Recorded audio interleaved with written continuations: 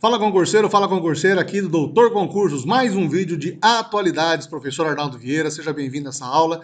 Espero que vocês estejam gostando desses nossos conteúdos aqui em parceria com a Doutor Concursos. Começando o vídeo, como de sempre, pedindo para você, se possível, colaborar com a gente, curtindo esse vídeo, dando o seu joinha aí, se inscrevendo nos canais e compartilhando esse vídeo bem legal, tá legal?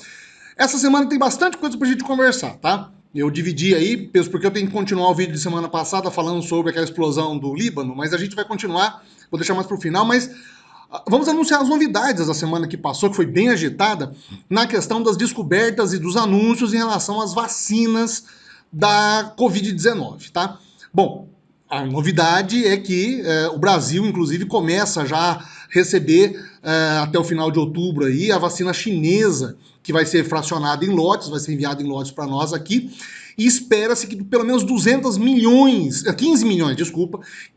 de doses da vacina estejam disponíveis para a população em breve, tá? Em breve. A fase 2 está tendo bons resultados, os números, então, estão comprovando que há uma eficácia assim. Lembrando que é aquela vacina em parceria com Oxford, certo? Que está sendo, inclusive, dada como uma das que mais tem índices positivos em todo o planeta, a Coronavac. Tá? Esses testes já estão em fase avançada, a gente falou no vídeo da semana retrasada, se não me engano, sobre isso. Os testes clínicos estão bem avançados, estão de forma bem positiva, e essa aprovação ou não dela vai depender da Anvisa, tá? Claro que ainda não dá para a gente prever, e o que vai cair nos concursos em relação a esse período sejam as pesquisas, inclusive, em contrário. Vamos falar dela daqui a pouco. Mas é importante você estar antenado e sabendo que nós estamos, sim, participando, o Brasil participou ativamente como campo de pesquisa para testes em vacinas internacionais que vieram, inclusive por conta dos números e das condições climáticas do Brasil, que vieram contribuir com a descoberta da vacina.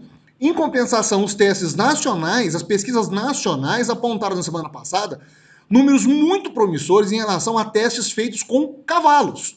Pois é, os cavalos teriam apresentado uma espécie de super anticorpo que conseguiria, inclusive, gerar números muito expressivos, inclusive muito maiores, olha só, de 20 a 50 vezes mais potente, anticorpos mais potentes do que somente a descoberta de uma vacina, tá? Essas informações, claro, também são de forma preliminar, isso foi amplamente divulgado na mídia, mas de uma certa forma também ainda não há tantos estudos que direcionam nesse caminho. A gente sabe, por exemplo, que em grande parte das pesquisas do Instituto Butantan para a descoberta de soros antiofídicos, ou seja, soro para picadas de cobra, são feitas com anticorpos dos cavalos, que correspondem em grande parte às vacinas ou ao soro que nós tomamos quando uma pessoa é picada por algum tipo de peçonha, algum tipo de cobra peçonhenta. A mesma associação, então, foi feita com os cavalos. Os cavalos foram infectados com um tipo de proteína, a proteína spike do SARS-CoV-2, e que apresentaram bons resultados. Claro que isso também de forma muito preliminar. Não dá para a gente considerar que temos uma vacina brasileira por conta exatamente dos anticorpos presentes nos cavalos. Não é bem assim.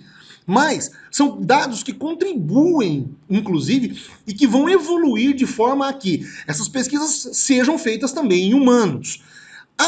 Houve também na semana anterior, muitas especulações de que países como a própria China ou a Indonésia teriam descoberto presença de resquícios de vírus do coronavírus em embalagens plásticas de frango. O Brasil é um dos maiores exportadores, se não o maior exportador de frango do mundo. A Indonésia, inclusive, suspendeu as importações de frango do Brasil. Lá na China houve também uma certa apreensão, mas de uma certa forma acabaram ainda não dando uma carta negra, uma carta de advertência para o governo brasileiro ou para as exportações brasileiras. O fato é que os animais ainda não teriam sido os vetores, pelo menos na forma reversa, contrários à Covid, tá? Essas informações todas podem aparecer nos concursos futuros de vocês aí, perguntando se aquela grande questão, né? Se houve primeiro uma infestação, uma infecção de animais que foi passada para o homem, e se houve uma evolução do homem para outros animais, os pets, por exemplo, animais domésticos. Alguns exames e testes comprovaram a presença de vírus em animais, mas não manifestando grandes níveis de doença. Nos zoológicos também tiveram alguns animais infectados, mas nada que tivesse um grande alarde. Neste caso da pesquisa nacional, o que é legal a gente ressaltar é que, veja, mesmo os cavalos infectados conseguem produzir anticorpos poderosos o suficiente para serem trabalhados, diminuídos a sua potência e colocados em testes em humanos. Vamos aguardar. Qualquer novidade a mais eu vou trazer para você toda semana aqui as informações, tá? Mas é claro que ainda não se pode considerar que é uma vacina brasileira para isso, tá? O que é importante você saber nessa semana é que o Brasil é um campo, é um laboratório, vamos colocar assim a céu aberto, para os testes que estão vindo com as vacinas. A gente vai falar disso daqui a pouquinho também. Uma outra informação, que aí você vai falar, puxa Arnaldo, mas é uma informação relevante? É uma informação relevante, claro. Os concursos também têm essa pegada na área de atualidades, dessa questão de evolução tecnológica. Veja, a ANAC autorizou uma determinada empresa de Campinas a fazer testes agora com entregas de produtos através de drones, usando, pela primeira vez, tecnologias de drones, tá? Claro, de modo experimental, é até agosto de 2021, existe uma distância limite, de acho que 2,5 km, inclusive, da entrega do ponto da empresa até o ponto de entrega, vai ser feito um drone porto, a partir daquele ponto, um outro motoqueiro vai acabar fazendo o transporte disso, vou até passar aqui para vocês as informações aqui do vídeo, olha, para vocês terem uma noção de como que ainda é muito incipiente, não dá para a gente dizer que isso é uma grande realidade. O que é bacana salientar é que essa modalidade de entrega já existe, inclusive está sendo testada em larga escala em outros países. O Brasil não está ficando de fora disso, mas a novidade, que na verdade não é uma novidade, dá uma ideia de futuro, de como que as entregas no futuro poderão acontecer. Isso é importante você saber por conta dos concursos vindouros, para a gente conseguir analisar essa mescla de aplicativos, de tecnologia, de como a ciência, inclusive a aeronáutica, contribui para a entrega ou para o benefício da humanidade como um todo. É claro que os testes feitos por essa empresa, a Speedbird de Campinas, ainda são muito incipientes, mas abre a outra possibilidade, por exemplo, como que ficaria a regulação da ANAC nessas rotas? Porque esse mesmo espaço aéreo é utilizado por aviões, claro, com alturas muito superiores. Qual seria a regulação disso, a limitação disso? Quais seriam os índices de segurança? Quais seriam os índices técnicos? Qual é o quilo que esse drone pode transportar? O que tipo de material isso pode transportar? Qual é a velocidade desse drone? Ou seja, várias informações que vão culminar no futuro em uma tecnologia que vai estar diante da gente. Essa tecnologia, inclusive, pode gerar desemprego, porque os entregadores, hoje, inclusive durante a pandemia, os entregadores se mostraram como sendo peça fundamental para a manutenção da sociedade, por conta dos deliveries de alimento, enfim. Então, veja, é importante você saber dessas informações que passam despercebidas no meio do noticiário, mas que podem ser pensadas por uma banca e podem ser questionadas para você. Os impactos socioeconômicos, os impactos tecnológicos e como que a evolução dessa tecnologia pode trazer algum benefício para a humanidade. Fica ligado nisso, a gente vai trazer mais informações sempre para você, mas que de uma certa curiosidade se transforma em uma pergunta 2 minutos. Então, vamos continuar monitorando e saiba você que a ANAC liberou, então, para uma empresa testes com drones, entrega de produtos com drones. Vamos acompanhar, tá? Âmbito internacional, gente. E aí, por isso que eu falei que a gente vai fazer um gancho com as vacinas anteriores. Veja, a Rússia, o Vladimir Putin, declarou na semana passada que já registrou a primeira patente de vacina russa, levantando uma série de desconfianças. Os testes não foram claramente difundidos, a OMS recomenda uma certa cautela, os testes não foram dados com toda a veracidade, as informações todas da vacina não foram colocadas em discussão. O governo Putin está anunciando, inclusive, para os próximos meses, uma vacinação em massa. A Rússia teve um número considerável de infecção por coronavírus. E mais, o próprio Putin tinha divulgado que a filha dele, inclusive, já foi vacinada, inoculada com essa vacina aí para não pegar coronavírus. Claro que não se tem nenhum tipo de informação a mais para isso. E é mais um capítulo dessa, parece que a gente está vivendo, né, uma nova Guerra Fria. Se a Guerra Fria tradicional, entre 1945 e 89, foi entre americanos e russos, e agora estava se deslindando, como a gente falou no vídeo da semana passada, entre americanos e chineses, a Rússia aparece novamente aí no cenário. Parece que há sempre uma corrida por tecnologia, por desenvolver uma tecnologia, tanto que o nome da própria vacina que foi dado na semana passada foi de Sputnik V. Sputnik foi o primeiro satélite lançado de forma artificial para o espaço, de autoria dos russos. E no Brasil, o governo do Paraná, do estado do Paraná, anunciou já ter feito uma parceria para fabricar a vacina russa no Brasil, mas a Anvisa declarou que ainda não recebeu nenhum tipo de informação ou de pedido para o registro dessa vacina em território nacional. A conferir, né? Porque a gente não sabe especificamente a procedência disso, a própria OMS não tem informações claras, não se sabe especificamente a eficácia dessa vacina. O que se sabe até então é que a Coronavac, que é somente uma, tem mais de 160 vacinas sendo pesquisadas ao mesmo tempo em todo o Brasil, em todo o mundo, todo o planeta, todo mundo querendo concorrer. E não pense você que não tem uma informação por trás disso, não. Todo mundo está querendo ganhar o Prêmio Nobel da Medicina, a descoberta da cura para a pandemia, tá? E inclusive tem dedo dos russos nisso também querendo participar. De toda forma, fica a dúvida, né? Não se sabe até que ponto isso é verdade ou se é mentira. Do outro lado, já uma notícia muito positiva, já esquecendo um pouco o assunto coronavírus, foi a assinatura dos termos de acordo entre Emirados Árabes e o Estado de Israel, o país Israel, mediado, acredite você, por Donald Trump. O governo norte-americano fez esse meio de campo e declarou na semana passada, em conjunto, que eles esperam que essas negociações sejam para promover a paz no Oriente Médio. Veja, o Oriente Médio como um todo, né, tem a presença da comunidade israelense lá dentro como uma espécie de inimigo comum de todo mundo. Porém, com o passar dos anos, o poder de influência do Irã tem aumentado muito em relação a outros países. E o inimigo natural, vamos colocar assim, além dos palestinos, dos israelenses, é o próprio governo do Irã.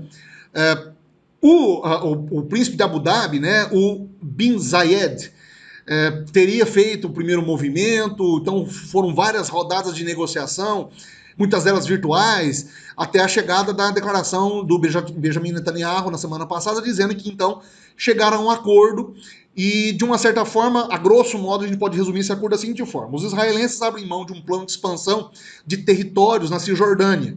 Cisjordânia é uma área que existe dentro do Estado de Israel e que pertence, e fica essa disputa entre palestinos e israelenses.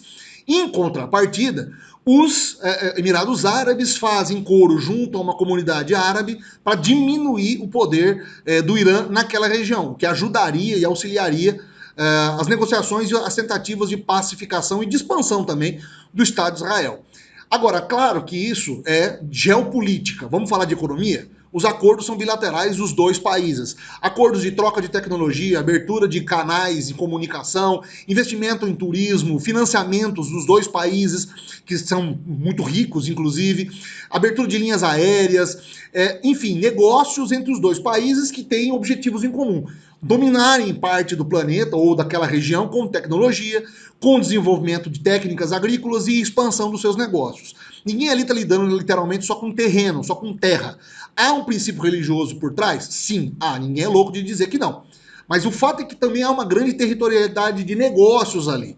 E que essa presença agora do Emirados Árabes faz com que essa liderança dentro da comunidade árabe, de uma certa forma, seja extremamente positiva. Lembrando também que os israelenses já fizeram acordos antes com outros países, como o Egito em 79 e a Jordânia em 94. Acordos que fizeram com que mantivesse uma certa pacificação com essas duas populações, tá? Israel já não ataca, ou pelo menos não tem tanta influência, e do mesmo jeito não recebe tantos ataques de grupos, né, terroristas egípcios, como no passado, os jordanianos também, enfim, é uma relação ali muito, um barril de pólvora aquilo, que inclusive é acirrado pelo próximo slide que a gente vai falar, mas de uma certa forma, analisando essa reunião da semana passada e esse anúncio da semana passada foi extremamente positivo para a pacificação de lados dentro desse conflito armado, dentro desse conflito velado que acontece naquela região ali. Altamente positivo, provavelmente é fruto, inclusive, de perguntas nos próximos concursos que vão falar sobre esse assunto, que vão falar sobre essa situação geopolítica e econômica daquela região. E automaticamente não vão poder deixar para trás a questão do Líbano, que é outro país que também faz parte daquela comunidade, está envolvido ali, mas está com preocupações um pouco maiores, como a própria economia e a própria política interna. A explosão que aconteceu em Beirute, no cais de Beirute, abriu brecha para uma série de situações, como a gente falou na semana passada, no vídeo da semana passada. E culminou na queda, inclusive, do Diab, que era o primeiro-ministro do governo de Israel. Do governo libanês. Veja, há todo um contexto de manifestações, inclusive sociais, manifestações populares que estão indo, inclusive, atacar o governo, vários manifestantes depredando órgãos do governo, indo para as ruas, enfrentando a polícia, por conta de um basta geral que eles estão dando e querendo novas eleições. Mas veja, não é tão fácil. Como eu disse no vídeo da semana passada, não é uma situação tão fácil de ser resolvida assim. Não é simplesmente uma nova eleição. Não, o Diab, inclusive, estava querendo convocar novas eleições parlamentares, mas a situação é um pouco mais complicada lá. Por quê? O Líbano é um país que é regido por correntes religiosas. A base política é a representação de entidades religiosas e líderes religiosos no governo. Os cargos os cargos oficiais, inclusive, são divididos entre grupos religiosos lá, mas a base principal do parlamento também há uma divisação. Há uma divisa muito grande de sectarização desses dois lados. Veja, existem, metade fica na mão de cristãos, outra metade de muçulmanos, e ainda existem, dentro das partes dos muçulmanos, subdivisões em outras alas religiosas. Do lado dos cristãos também há uma outra subdivisão. Enfim, vários grupos que se dividem e que, de uma maneira ou de outra, estão dentro do governo, controlando o governo libanês, e que são eleitos pelas linhas religiosas. Agora, com a queda do governo antigo e com a ascensão do governo provisório, vai ficar muito difícil ainda a situação política e econômica. O país já tem uma crise agora, inclusive financeira, de abastecimento, de combustíveis, inclusive, e agora se vê com revoltas populares. A gente continua observando, mas não era uma situação tão simples. Não dava para explicar no vídeo passado como seria a resolução do problema desse, porque não é uma resolução fácil. Tá?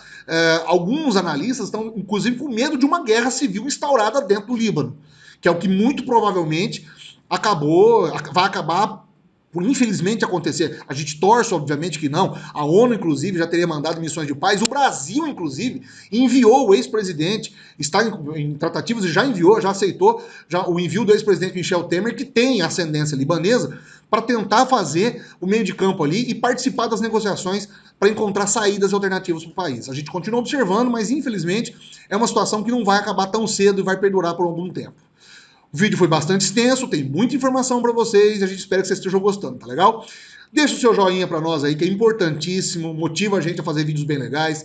Inscrevam-se nos canais, meu aqui do professor Arnaldo Vieira e também do Doutor Concursos, que é esse cursinho legal que te prepara para os novos e próximos concursos que virão. E compartilhe esse vídeo nas suas redes sociais, tá legal? Um grande abraço, até semana que vem, valeu!